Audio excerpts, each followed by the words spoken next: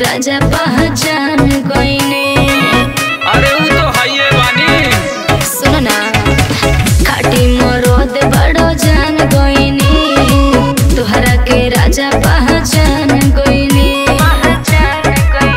अरे इसके सिवा कोई चारा नहीं है, चारा नहीं है भैया, चारा नहीं है। गोली चले चाहे छारा, ये बांधा कभी हारा नहीं है। गोली चले चाहे छारा, ये बांधा कभी हारा नहीं है।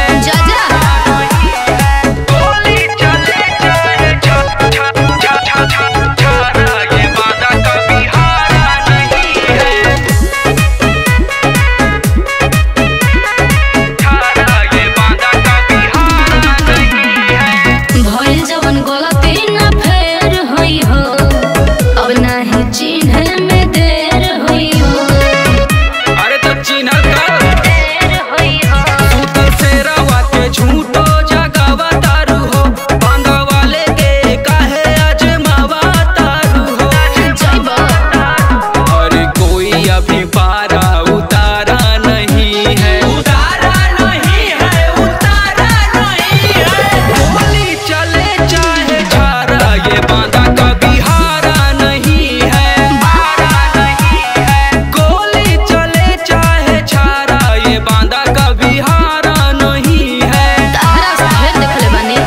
गोली चले चाहे छारा, ये बांधा कभी हारा नहीं है। छारा ये बांधा कभी हारा नहीं है। कह दे ही पूरे नचनिया के मांग के, ले चले कान्हा पे रेवटी में टांग के। चल पूरा हो जाए। अच्छा बुंदेलिया जवान के न छेड़ल जाला, काहे? दीपक जे के शर्मा बाघ के न घेरल जाला।